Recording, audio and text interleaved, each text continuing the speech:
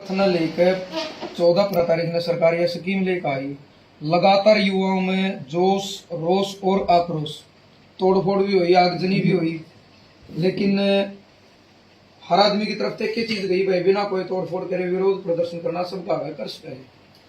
तो उस दिन के बाद सवाल सीधा यो है कि जो बयान आए, चाहे जनरल की बात हो, अपनी सरकार की बात, जो प्रदर्शन में दिख गया, चेहरा दिख गया, वो अग्निवीर नहीं बन सकता। सीधी सीधी बात यह थी कि जो विरोध प्रदर्शन करेगा वो फर्म नहीं कर सकता। तो सरकार का यू बयान आया, यानी युवा की आवाज दबाई दी और युवा बाहर नहीं निकल रहे। क्या मानो? सबसे पहले तो आप सभी पत्रकार साथियों को मैं धन्यवाद देना चाहता हूँ, क्योंकि इतनी ताकत, इतनी पावर, सच्चाई तो ये है किसी पंचायती ने, किसी संगठन ने भी नहीं लगाई जितनी ताकत आप सभी साथी लगा रहे हो।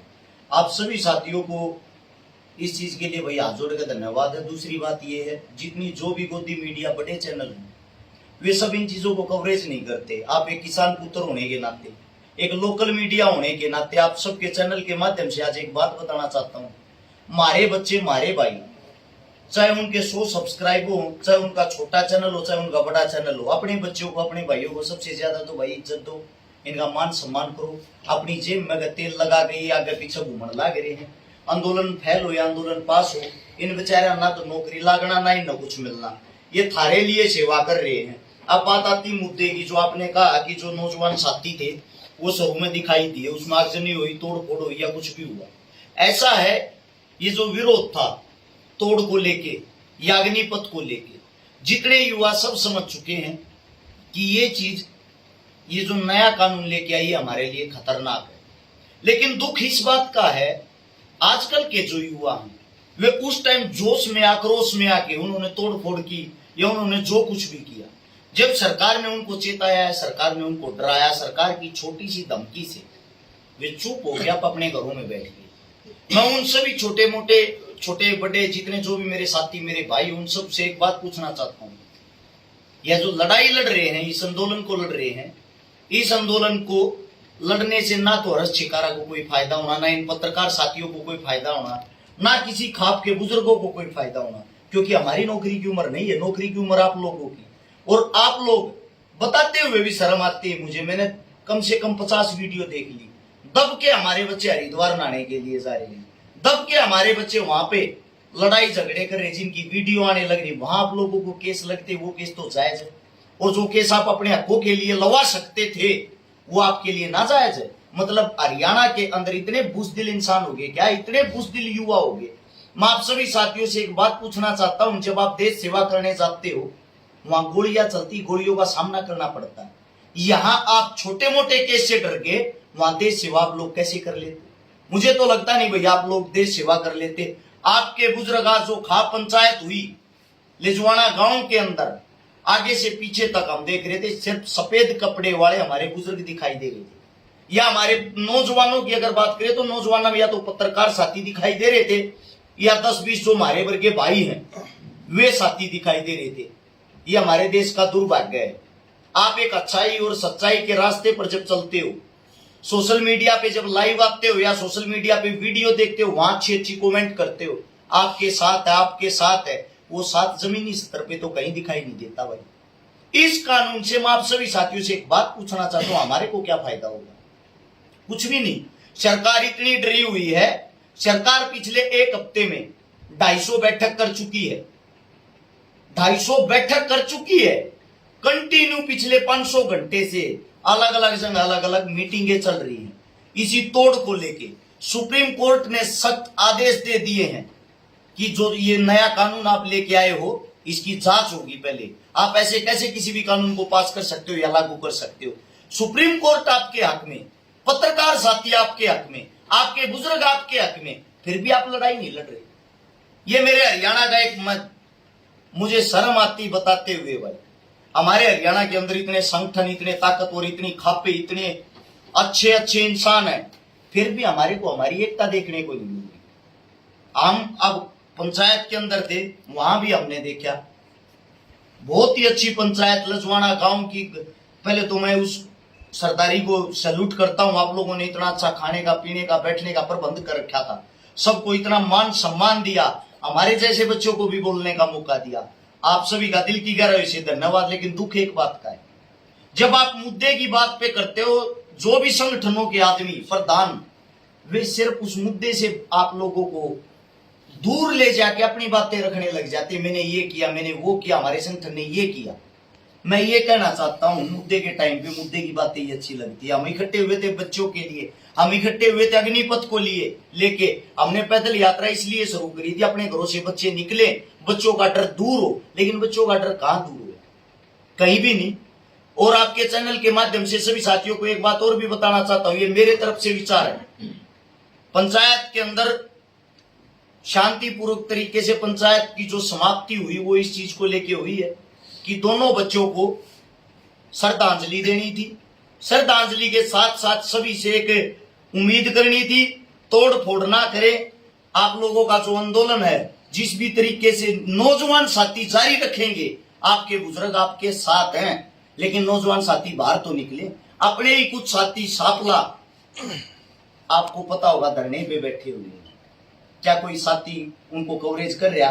क्या कोई साथी उनको दिखा रहा? अगर कोई दिखा रहा तो मैं उन सभी साथियों को बता देना चाहता हूं, वे भी आप लोगों के लिए लड़ रहे हैं। आपके भाई अपना घर छोड़ के बाहर निकले थे तो शाम से चल के आज भी वही बैठे, उन्होंने कसम खाई थी, हम जब तक घर नहीं जाएंगे, जब तक तोड़ वापिस नहीं होगा। एक छोटी सी डिमांड सरकार को, मोदी साहब को, खट्टर साहब को, अगर आप ये चाहते हो कि हम अग्निपथ लागू करेंगे, हम आपका स्वागत करते हैं। लेकिन हमारी भी छोटी छोटी जो डिमांडें हैं, वैसे तो मेरे साथी, मेरे भाई अपने घरों में बैठ के, लेकिन आप अपने घरों में बैठ के आवाज तो उठा सकते हो, घर से तो आंदोलन लड़ सकते हो। ये दो चीजें तो मान लो, आपके लिए जीवन में हो सकता फायदा हो जाए। पत्रकार साथियों से भी ये उम्मीद है, ये जो दो चीजें आप लोगों को बताने जा रहा हूं, इसको ज्यादा से ज्यादा दिखाया जाए। मांग नंबर 1, अग्निपथ जो 4 साल के लिए आप लेकर आ रहे हो, हम उसका स्वागत करते हैं। आपका दुनिया समर्थन भी करेगी, सिर्फ एक बदलाव करते हैं, 18 से 21 साल के जो बच्चे हैं उनको तो आप परमानेंट जॉब पे रखो। 25 से 40 साल जिन बच्चों की उम्र जो ओवर एज हो चुके हैं, 4 साल के नाम के उनको रख लो। जिनकी उम्र जा चुकी है 25 से 40 साल जिनकी उम्र है, जो बेरोजगार हैं, वे कहां जाएंगे? आप उनको 4 साल के नाम के रख लो, और उसके बाद जो भी आपने 25% आदमियों को पक्का करना है वो उनके अंदर से कर दो। और 18 से जो 21 साल की उम्र है, उन बच्चों को आप परमानेंट फौजी लो। इससे दूसरी जो अपनी डिमांड है, जो ये मेरी खुद की अपनी सोच है, व्यक्तिगत राय बता रहा हूं, आप लोगों को अच्छा लगता है तो इस चीज को शेयर करके आगे बढ़ा सकते हो। दूसरी बात, जो भारतीय जनता पार्टी है, जिसको बीजेपी कहते हैं, उसने विपक्ष को बिल्कुल खत्म कर दिया है। विपक्ष में चाहे कोई भी हो, विपक्ष वाले में इतनी हिम्मत नहीं वो अपना सांस निकाल दे। लेकिन भाई हम आजाद हैं, हम फ्रीडम फाइटर हैं। आप सभी साथियों से मैं एक बात कहना चाहता हूं, आप तो कम से कम जो सरकार गलत करी उसका विरोध करो।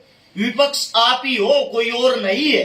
एक मेरी ये आप सबसे विनती है, जितने भी भारतीय जनता पार्टी के कार्यकर्ता, इनके साथ जुड़े हुए इंसान, जब तक आपका अग्निपथ वापिस नहीं होता है, आप उस इंसानों का विरोध करें अपने घर में बैठ के।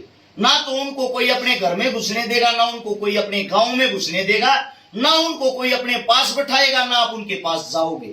हम भी देखते हैं ये आपके पास कैसे वोट मांगने आते हैं, आपके पास किस हक से भाईचारा रखने के लिए आते हैं। खट्टर साहब ने कहा कि 4 साल बाद गारंटीड नौकरी देवांगे।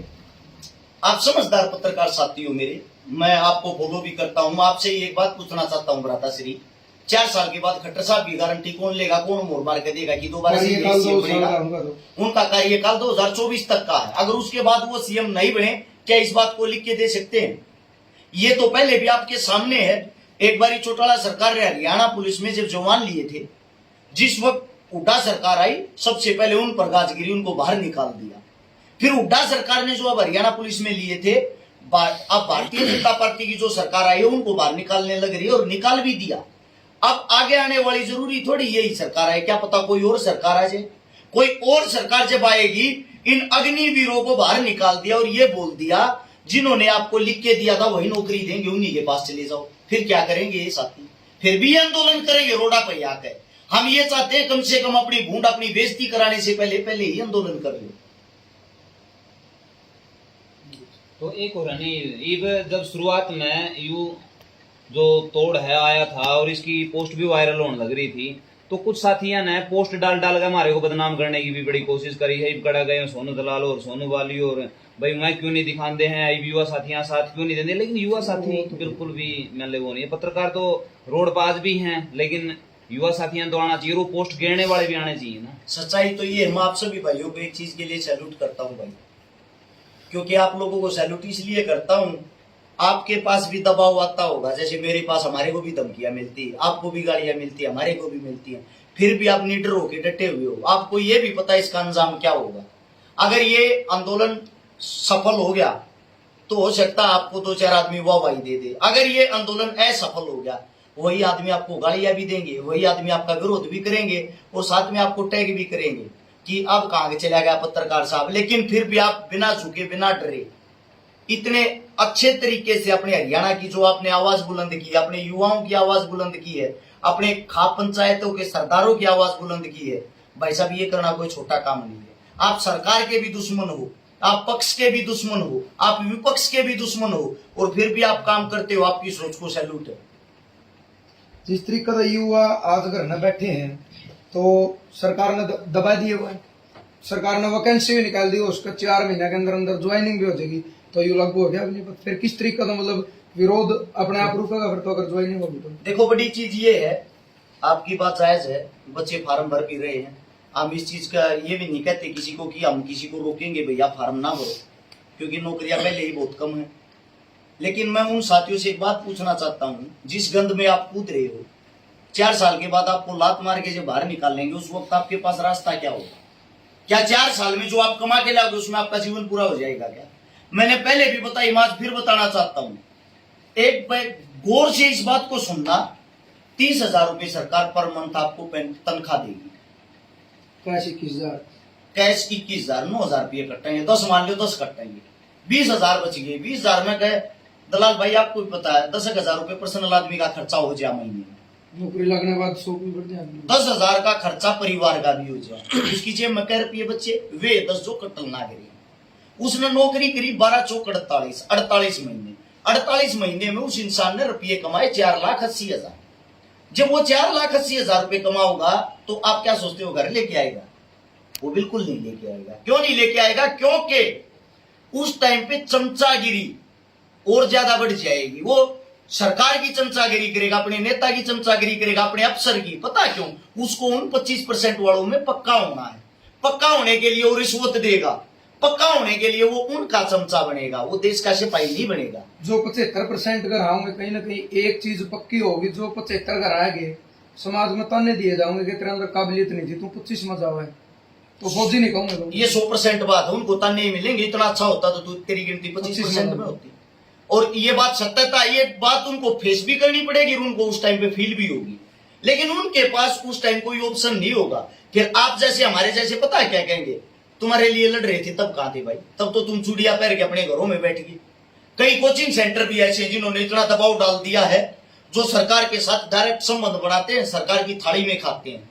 उनका सिर्फ यही काम है, वो लोगों को, बच्चों को, युवा बच्चों को बहलाते फुसलाते हैं, बेटा 4 साल की कर लो, या भी नहीं मिलेगी फिर कड़ा जाओगे। ये लोगों की सोच है, छोटी मानसिकता। आप सभी साथियों को बता दूं, भारत देश के अंदर 1 करोड़ सरकारी पद खाली है।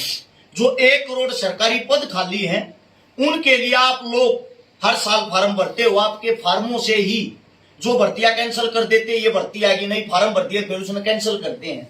लेकिन जो फार्म का पैसा लगता है, जो फीस कटती है, उससे सरकार हर साल 1,300 करोड़ रुपए कमाती है। 1,300 करोड़, इतने रुपए में उन लोगों को रोजगार भी दे सकती, तनख्वाह भी। और जो 1 करोड़ पद है, ये भी मैं आप सभी साथियों को बता दूं, गारंटी देता हूं, जब 2023 आएगा, ये पता लग जाएगा चुनाव का 1 साल रहेगा, धड़ाधड़ भर्तियां निकलेंगी, धड़ाधड़। क्योंकि वे सिर्फ ये दिखाना चाहते हैं पीछे के 4 साल के कार्यकाल को लोग भूल जाए, और ये जो लॉलीपॉप है इसको याद रखें। कम से कम अब तो आंखें खोल लो मेरे साथियों, मेरे भाइयों। यह लड़ाई हिंदुस्तान की है, खाली एक अग्निपथ की नहीं है। जो राजनीति वाला मैटर है, एक MP MLA खतर भी कर देनी चाहिए, करके एक बार ही इलेक्शन लड़ सके, उसके बाद नहीं लड़ सकता, उसकी पेंशन बंद कर देनी चाहिए। मैं आपकी बात से सहमत हूं, लेकिन MP MLA तो खुद ये करने लग रहे हैं। उन्होंने तो खुद मीटिंग करी, मीटिंग में ये कहा है कि हमारी पेंशन बढ़ाई जाए। अब एक बात सोच के देखो, उनको सरकार कितनी सुविधाएं देती है। एमएलए तो एक ही बनता है, उसके परिवार का इलाज फ्री, उसके परिवार का घूमना फिरना फ्री, ट्रेन की टिकट फ्री, पायलट की टिकट फ्री, सब कुछ उनके लिए फ्री। क्यों भाई? एमएलए तो मैं बना हूं, तो मेरा जो परिवार है उसको किस लिए सुविधाएं? और जब मैं एमएलए बन के मेरा कार्यकाल पूरा हो गया, संपूर्ण हो गया, उसके बाद भी मेरे को सुविधाएं मिल रही किस लिए? मेरे को सिक्योरिटी मिल रही किस लिए? सरकार की तरफ से। मेरे परिवार को सिक्योरिटी मिल रही किस लिए? क्योंकि उन पे कोई हिसाब किताब लेने वाला नहीं। अगर आप उनकी कैंटीन में जाओगे, आपको 2 रुपए में भरपेट चावल मिलेंगे, 5 रुपए में भरपेट खाना मिलेगा, 50 पैसे का समोसा मिलेगा, 30 पैसे की चाय। मैं पूछना चाहता हूं, आम आदमी के लिए कहां है ये चीजें? यानी कि जो इतनी बड़ी पंचायत में बैठते हैं एमपी एमएलए, उनके लिए तो इतनी सुविधाएं, आम आदमी मरता जा रहा है। एमपी एमएलए की तो जान का खतरा नहीं होता, लेकिन फौजी तो 24 घंटे मौत के मुंह मर रहे हैं। देखो भ्राता श्री, फौजी मौत के मुंह में रहते हैं, उसका कारण भी तो यही है ना, इनकी गंदी राजनीति। जैसे जैसे चुनाव आता है बॉर्डर के ऊपर, ये खुद तनाव करवा देते हैं, उस तनाव से इनका चुनाव चलता है। उस तनाव में एक गरीब परिवार के फूल जैसे बच्चे शहीद हो जाते हैं, फिर उनकी लाश पे रोना रो के वहां आके इनाम की घोषणा करके उस लाश को खरीद लेते हैं, वही ड्रामा करके लोगों की वोट पाते हैं। युवाओं तक की अपील करो। तो कुछ मैंने जो हैं फेसबुक का ऊपर हैं बहुत सारे जो बीजेपी के लगाओ या फिर कोई जो अपना विरोध लग रहे हैं करने इसका, वो कहा है कि भाई कि तो मिलन लग रहा नहीं, बुकी पे बैठ कर बीड़ी भी तो पिंदे फिरे हैं युवा। देखो भाई, छोटी सोच के आदमी छोटी बातें करेंगे, क्योंकि उनकी सोच इतनी, इससे बाहर उनकी सोच जा नहीं सकती। बग्गी वाली बात वो एक रहेगा जो बग्गी को खुद बैठने होगा उनके बीच में। और युवा साथियों के लिए यही संदेश है भाई, आप घर से बाहर नहीं निकल रहे, आप कहीं भी अपने लिए कुछ नहीं कर पा रहे, अरे कम से कम घर बैठ कर, भगवान ने आपको सोशल मीडिया दी है, भगवान ने आपको मुखबर दिया है। ये जो भाजपा पार्टी आपके घर घर पहुंच रही है, आपकी जेब में जो फोन डालते हो ना, ये फोन इन्होंने इसीलिए सस्ते करे थे, आपकी जेब तक फोन पहुंच जा। फिर इन्होंने इसीलिए फ्री नेट किया, आपकी जेब तक जो आपका भारतीय जनता पार्टी उसका प्रचार पहुंच जा। उसका प्रचार करने के लिए आपकी जेब में फोन दे दिए। अब सोशल मीडिया पे इन लोगों ने अपना कब्जा कर लिया है। कम से कम आपके पास भी एक ऑप्शन है, उस चीज का फायदा उठाएं। आप भी अपनी आवाज, अपनी बात रख सकते हो, अपनी चीजें बुलंद कर सकते हो। अरे कम से कम इस सोशल मीडिया पे तो बोलना शुरू कर लो। आज एक रस शिकारा आप लोगों को बोल के बता रहा है, मेरे साथ में बैठे 20 पत्रकार साथी मेरे को कवर कर रहे हैं। हो सकता आने वाले समय में मेरे जैसे 1000 साथी और बोलने लगे, 100% क्रांति आओगी और आपको कवर करने वाले नए 1 लाख भाई और आएंगे, तो क्रांति यहां से भी शुरू हो सकती है। पॉजिटिव सोच के कम से कम घर पे बैठ के तो इस आंदोलन को आगे बढ़ा लो। सभी साथियों का धन्यवाद।